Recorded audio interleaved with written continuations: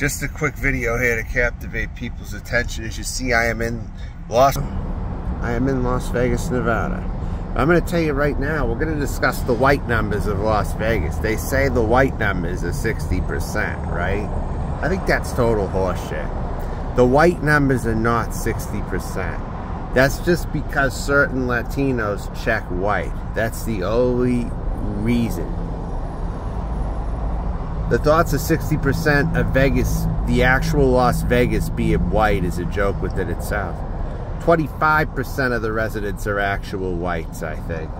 And 25 are probably black people. And 50% of them are probably Latino. If you want to break down the real numbers, let's just be honest about it.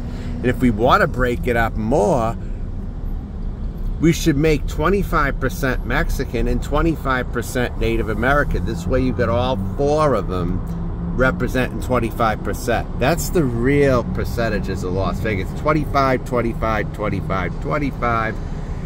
But then Latinos, as they call themselves, are 50%. But they're mixed in with Mayans and those people. They don't have European blood, but they're colonized people. They're colonized people that live in Mexico. So let's get that out of the way right now. The most racism in Las Vegas that I have faced is from Mexicans. The nicest people have either been black or homeless, or maybe older white people, maybe here and there. Like maybe an older white woman, 60-something, maybe they lived in the area a while, maybe they went homeless but lived in the area for a while. But if I had to say that I've had problems with anybody regarding my life or the backwardsness of the area, the social backwardsness, I definitely think it attributes to the Latino culture. And even if you meet, I've met a few good Latinos here. I'm not saying I have not, but let's face it, the bad ones come with the good ones, okay? And sure, I have come across a few here that have been nice, like maybe if I went to a auto parts store or something. That's an example where you'll find probably a nicer Latino person working there. Obviously they speak English, obviously they're more Chicano or American, you know.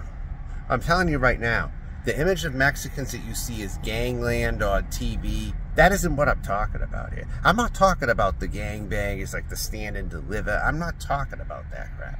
I'm not talking about 187 with Samuel L. Jackson. I'm not talking about falling down when Michael Douglas was sitting on the hill. I'm not always talking about that element. I'm talking about the normal citizens, the people who want to act like normal, whiter Mexican citizens when their skin is so friggin' dark. You could tell they're friggin' colonized. You can tell they're friggin' colonized individuals. They style their hair like Spaniards.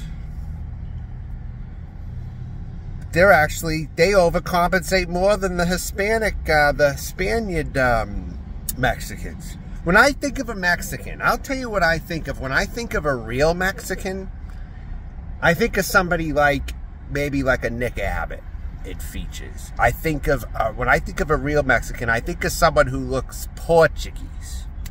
I don't really think of somebody who looks Mayan. Maybe like they got that in their blood too, but they're not like those full-blooded little Mayans with the slanty eyes and the dark. No. I don't, when I think of a Mexican, I don't think of that. I think of them as indigenous more, but they just have to be more honest about it. They're not honest about it. That's my issue. And they're more racist because they're not honest about it. And they think they're this Latino white. They style their hair like white people and shit. When they're not. They are not. This is what's really going on, in case you wondered, why is there a Mexican problem, or why is there a Latino problem? Real Mexicans, to me, are mixed with indigenous and Spanish and German. German, too. They gotta have that. That's what they don't tell you. You gotta have all three of them. That's why people like if you look at somebody like, I don't want to bring up his name, Nick Abbott. I guess somebody like that you could think of when you think of a real Mexican. Definitely influenced by German with his with his Nazi type stuff going on. Definitely influenced, but looks very Mexican. Almost like the guy on the Jose Olay thing. That's what I picture. Like somebody who's got partially that indigenous blood, but not that full-blooded, short Asian-looking type stuff. No. That's not what I think of when I think of a Mexican. I think of a mixed person. Maybe a little taller than very short. Maybe 5'9". Maybe the men being 5'9", 5'10" even. Think maybe Lou Diamond Phillips, maybe. Maybe Edward James Olmos. Maybe. Yeah. Possibly. When I think of a real Mexican. But Lou Diamond Phillips could even blend in with the Elvis type thing also. Because look at that Richie Valens when he did La Bamba in 1986, okay? And that's LA too. When I was little, I watched Hispanic stuff on TV like La Bamba. I watched stuff. I listened to Gloria Estefan. I did like that music. Or like when Lionel Richie was in all night long, they said the John, yeah, Jumbo, Echapate, oh, hey, oh, Jumbo now, they said the John, yeah, Jumbo, yeah, I know. And there is a good element to it, but not when it comes in droves, in a very annoying form, and it's just like too much of it's no good. See, when I was growing up in the Northeast, I'm going to just tell you this right now, but this is a Vegas video, and it's important for people in Las Vegas to watch this because your city is mostly Hispanic. This is important. You're not really 60% white like the census says. You are not 60% white in Las Vegas. You are not. The fact is you're not 60% white over here.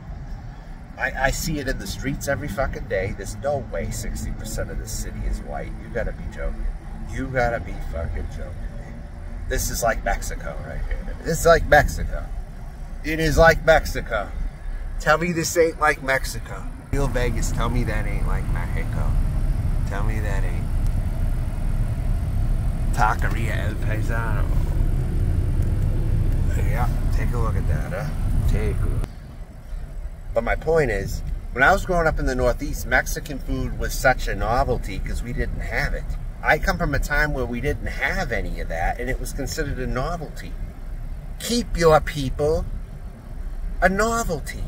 Don't come in droves. Bring what good you have, a small amount of you, and leave the bad at the door. But the bad always comes with it. Always. I've learned that leaving New England. New England, we had Tex-Mex up there, here and there. There was a place called the Ground Round. It was Americanized Mexican. And it was good, considering it wasn't authentic. It was decent. We had Shorty's in New Hampshire. There were restaurants we had. They were what you would call gringo Mexican. You don't have gringo Mexican food in places like Las Vegas. I will say you don't have that gringo Mexican food here. You don't. You don't have that here. However, look at the trade-off when you have a bunch of authentic Mexican restaurants. It turns out now more of them are expensive. That's the other thing. A lot of expensive Mexican restaurants in Vegas. You would think where it's so readily available it would be cheaper, right? No. Hell fucking no. Mexican food has skyrocketed in these parts. It is not cheap to get Mexican. We might as well get it back in New England. Because it's pretty expensive out here where it's more readily available.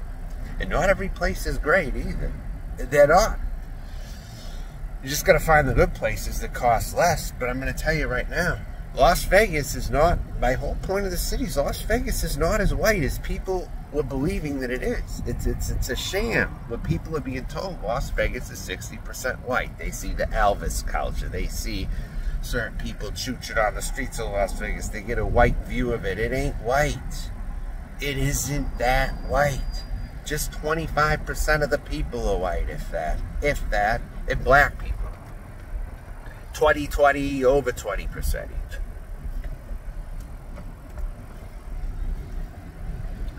tiny amounts, small amounts of Asians, maybe. Small. They have a Chinatown. They do have that. And that's probably one of my favorite areas when I'm in the shopping section of Chinatown. Not the traffic, but the shopping areas in Chinatown, pretty nice over there. Like Spring Mountain Road and all that type of stuff. Pretty good.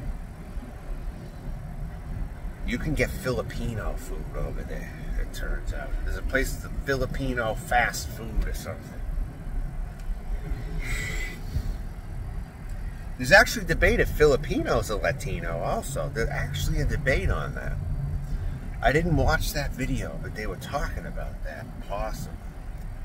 Are Filipinos Latinos? Maybe they are. Maybe.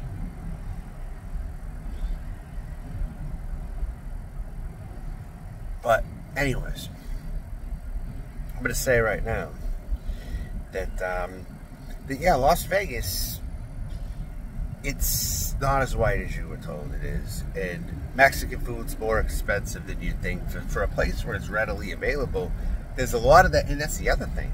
They're pricing up places so they get the white clientele out who want the cheaper food. They don't want white people shopping there, so they charge the prices up. And they don't want black people there either. They don't want black or white people shopping at their Mexican restaurants, so they will charge the prices more, so their own people will pay for them. And all their customers. Like, anytime I see an expensive taco truck, you know who I see there? Just Mexicans. I don't see white people at those places. I don't see black people at those places either.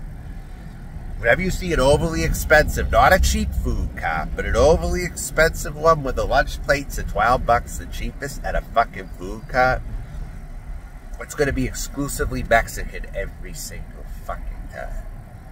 Alright. Now, with that being said, I'm going to go right now and enjoy this video or whatever you get. But Las Vegas is, are the white numbers really that high in Las Vegas? In my opinion, they so are fucking not. Bye.